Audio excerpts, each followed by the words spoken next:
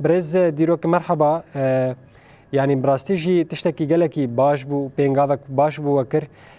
چیروک وان شارکسانا بکورتاسیج مرابیج چنه چکرنه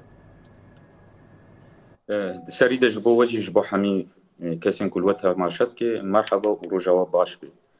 نهاش خو دیمنه و هاتنا بلاف کرن اف کس برنگه کی کریت دورج پرنسیپن ما دورج زاگون دورج اخلاق جواکا ما دورج توزکی کار ما ناسنامه اسایش جبو برجواندی خو شخصی کوته ده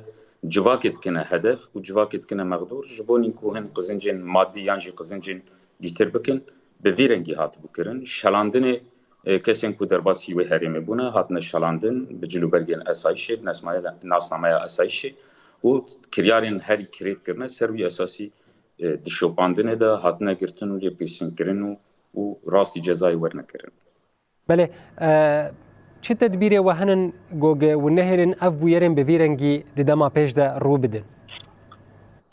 نه تدبیرن سرکه کو نهرن اف تشتین به ویرنگی رو بدن ده اساس ده شورشی کو هاتی درخستن کوته ده اف سری 13-14 ساله اف شورش دیجی ذهنیت کی به ویرنگی هاتا آوا کرن جبوی بسکنه خو به توزکی کار خو اخلاق خو ام خودان سکنن کوم نهرن ترزکی چانده کی به ویرنگی نامده درکوی دمکی برین ها ودی داخل یعنی یکی جاری فرمانداریا اسایش و کو وکی پنگاوکی لسر گندلی و برتیلان کدناوا اسایش ده روبده وکی پنگاوکی دست بکر شخو بریان هاجی داخل یعنی کی فرمید و داره ده هات درکتن ام به حمیر بازن خوی چاندی حمیر بازن خوی اولکاری حمیر بازن خوی چعبدری امی هشیار بنو چعبی کو نرازن کو ام بیجن فردکی اسایشی ریوبرکی اسایشی فرماندارکی اسایشی بگه آستکی کناسنامه اسایشی کاربینی تشتین دیجی اخلاق جواکا بله. دیجی توزکی کارنا بله الرزدار دیروک ده مکور هاتین نوان ده ملواگو هدار کر متخواستم در خنسر اکرانی لی دما من مابو گلک برتیل و رشوه جخلکستان دبون لگوری ناوی وانا گجوار ریس کرنن اف برتیلانا و الخودیه و وگرن یان و نیچاوا بکن نه کسن شو گرتنه واکسا چی بود لپرسینه واحد کردن بله رسمی افکس ایدی وکی ناسنامه اسایشی سروات تسکناندن وکی کسکی گنهبار توانگر جرم کری در باسی نوا نیابت به کسین مقدورن واکسا مطلق دریا دادگه ده تشتین کو مقدور بوی جوار وری زیبراندن فقط او گله ما یکوبوی مقدور و انسان او دناس کرن و بربازه کی ویرنگی جهاتنا سربست کارن سربست دانا نیابه و محکمه بکن وکی مافکی حقکی بخوازن ام تنه وکی گو جواک به مقدور بوی وکی ملت به مقدور بوی تنه ناگر ندست وکی کو نیابه دمافی گل دجبو اولکاریا و جواکی خودان دعوه به سروا تنه ویرنگی جماد ندست ام بنابه فرمانداریا اسایشی گشتی بریا مکتمل خوی زاگون ناس لسروا کسا مدعینه کو جواکه مراسی تهلوکه برنه کو ناسنامه اسایشی راسی تهلوکه برنه کو بجلو برگو و باوریا کو اسایشی و جواکه دای و تواجلو برگال خوکی و توی چک اسایشی بگیری و تو خدان ماف بلگوری زاکون و پرنسیپن جواکه و اریکرنا جواکه کو درباسی مالا ببی جبو سوجه کی یانجی دندان دین جبونی گرفتنه کی دمکو اف حقات دینان وات بکارانی حمی هودان خوجی هبونا مجي وكي فردين اسايشي بريا مكتبه زاغوني امت دادگاه هذا حاضر بن وراستي جزاين هاري مزن ورن بله رزدار دیروک به کورتاسی کمی دقاقه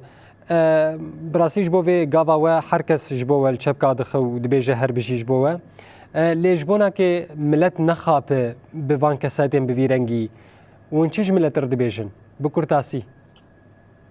ناش خود سری دجی مگم گو اف شورش دام دست بکر ویگلی و زاروکین ویگلی جبونی کو حقیقت و اولکاری و مافه ویگلی وری پاراستن ام دریا اکرانین وده راسته چپکن ملت هنه خمگینی یکی مجد کلکاوی ده کو اندام مراستی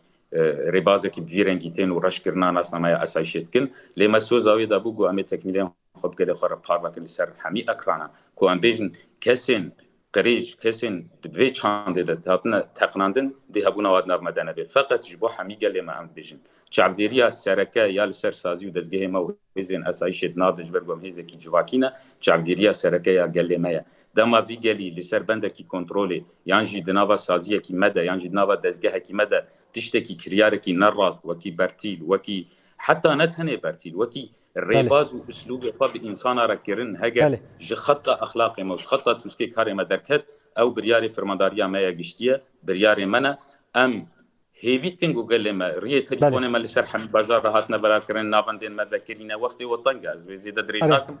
برا گل وکی چعبدر گله خودی وی شورشی گله خودی وی شهیدی برا چعبکو وکی چعبدر کی چت شتاکو دین ندره و ریباز و اخلاق تکرن دریه سازی ما ذکرینه دریه نافنده ما ذکرینه تلفن گرم هنا تاني اگهداری گلک وام خوجی بجهاد خوی رقابه وکی فرمانداری روزانه به شوپیم